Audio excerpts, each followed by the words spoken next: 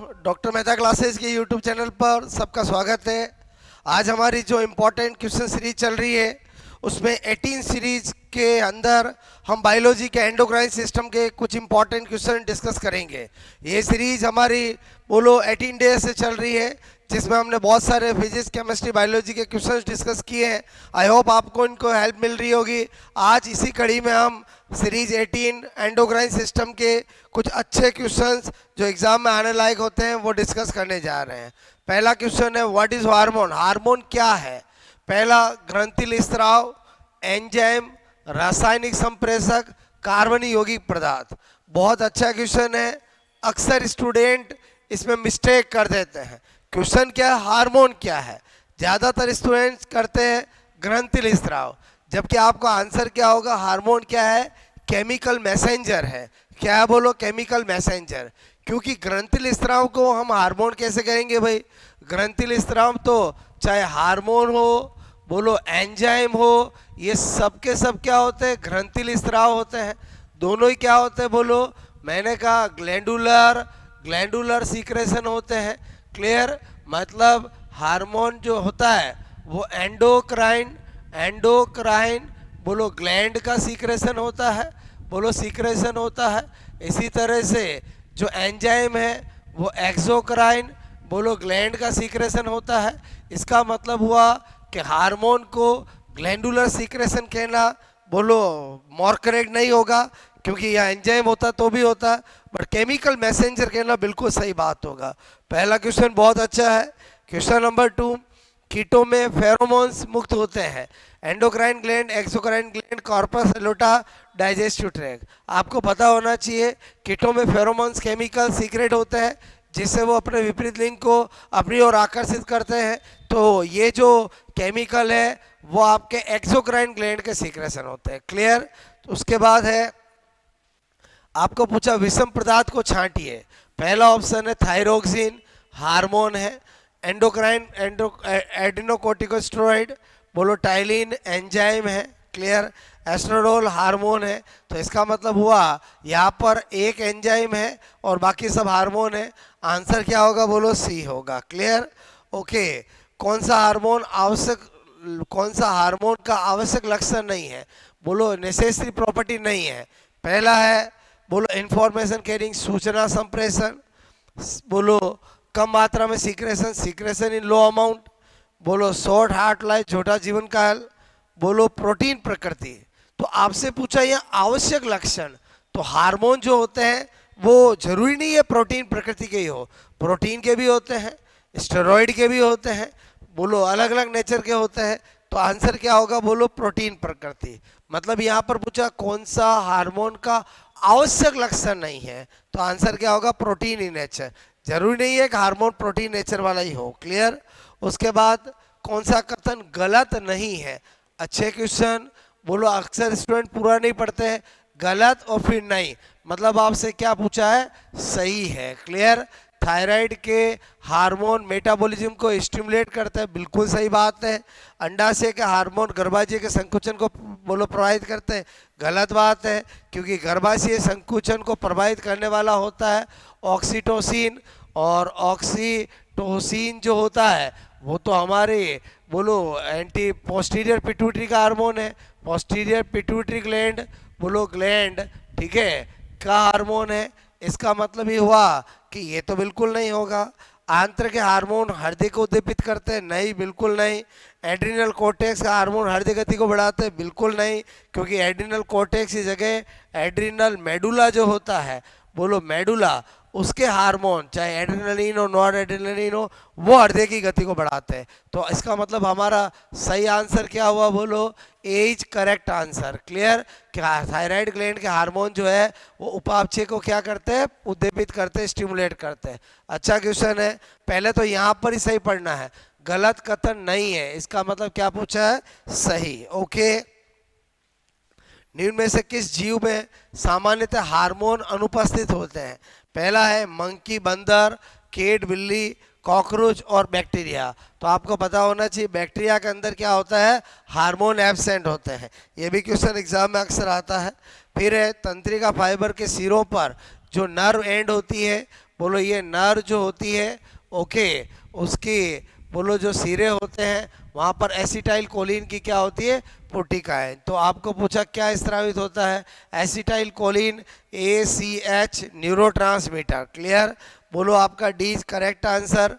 उसके बाद क्वेश्चन है हार्मोन शब्द किसने दिया है, दोस्तों हार्मोन शब्द स्टारलिंग साइंटिस्ट ने दिया है। किसने दिया है, स्टारलिंग। तो बेलिस ने नहीं, स्केली ने नहीं, स्टारलिंग हैरिस। तो C is correct answer. Hormone शब्द किसने दिया, स्टारलिन ने। शरीर के समन्वय तंत्र, आपको पूछा बॉडी कोऑर्डिनेशन किससे होता है, पहला ब्लड पर सर्कुलेशन, नर्वस, एंडोक्राइन और नर्वस और एंडोक्राइन। बिल्कुल आंसर आपका डी होगा, क्योंकि इन दोनों को सम्मिलित रूप से क्या कहते हैं, इंटीग्रेशन सिस्टम, इंटीग्रेटेड बोलो सिस्टम बोलते हैं। क्या बोलते हैं, इंटीग्रेटेड सिस्टम, जिसके अंदर आपका नर्वस सिस्टम भी आता है, ओके, और एंडोक्राइन सिस्टम भी आता है, एंडोक्राइन सिस्टम भी आता है। दोनों को सम्मिलित रूप से क्या कहते हैं, इंटीग्रेटेड सिस्टम। क्लियर, तो डी इज करेक्ट आंसर। उसके बाद वह कंडीशन दशा जिसमें कुछ हार्मोन एक साथ शरीर की किसी क्रिया का नियंत्रण करते हैं, क्या कहलाते हैं, एंटागोनिज्म बिल्कुल नहीं होगा। बोलो कारक, फैक्टर हाइपोथेसिस बिल्कुल नहीं होगा। फीडबैक क्रियाविधि, सिनर्जिम। बोलो आंसर क्या होगा, बोलो आपको पता होना चाहिए कुछ हार्मोन जो है एक साथ किसी क्रिया को करते हैं तो उनको क्या बोलते हैं, सिनर्जिम। ठीक है, और सिनर्जिस्टिक उनकी प्रॉपर्टी को बोलते हैं। इनमें से कौन चौथे स्थान के लिए उपयुक्त शब्द है, त्वचा का गहरा रंग, बोलो MSH, त्वचा का हल्का रंग, मिलेटोनिन। क्या बोलो, मिलेटोनिन। क्लियर, तो एडीएस नहीं होगा, बेक्सोइडिमा नहीं होगा, मिलेटोनिन होगा, FSH भी नहीं होगा। एक्चुअली ये पीनियल ग्लैंड, ठीक है, पीनियल ग्लैंड से स्रावित होता है। और मिलेटोनिन क्या करता है, त्वचा पर स्किन पर मिलेनिन पिगमेंट, ठीक है, को बोलो को क्या करता है, एकत्रित, एक्यूमुलेट करता है, ओके, एकत्रित करता है। तो इससे क्या होता है, त्वचा का रंग क्या होता है, स्किन कलर क्या होता है, बोलो लाइट होता है, हल्का होता है। इसीलिए आपने देखा होगा जब हम बोलो 12-13 साल के होते हैं, जब तक पीनियल ग्लैंड एक्टिव होती है, मिलेटोनिन हार्मोन का सीक्रेट करती है, तो त्वचा पर मिलेनिन पिगमेंट एक्यूमुलेट रहते हैं, पूरे डिफ्यूज नहीं हो पाते हैं। इसीलिए हमारा बचपन में कलर थोड़ा फेयर होता है, जैसे जैसे बड़े होते हैं तो कलर थोड़ा डार्क होता है। क्लियर, तो आंसर क्या होगा, बोलो सी, वेरी इंपॉर्टेंट। उसके बाद कौन फादर ऑफ एंडोक्राइन सिस्टम है, तो आपको पता होना चाहिए Thomas Edison is correct answer. कि फादर ऑफ बोलो एंडोक्राइनोलॉजी कौन होता, थॉमस एडिसन। इसके बाद फीडबैक कंट्रोल मैकेनिज्म किससे रिलेटेड है, तो आपको पता होना चाहिए हार्मोन ही होगा, bile secretion, HCl hormonal secretion.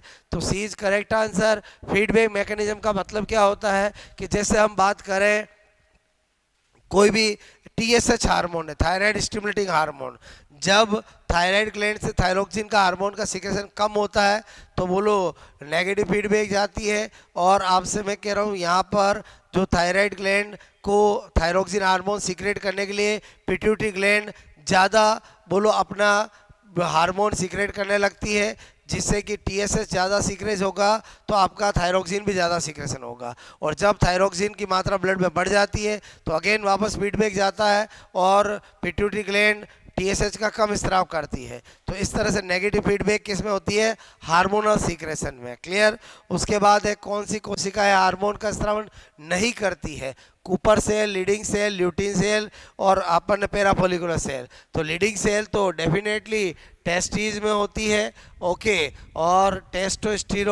Testosterone hormone का सीक्रेशन करती है, क्लियर करती है। तो इसका मतलब हुआ ल्यूटिन बोलो जिसको कॉर्पस ल्यूटियम बोलो, कॉर्पस ल्यूटियम भी कहते हैं।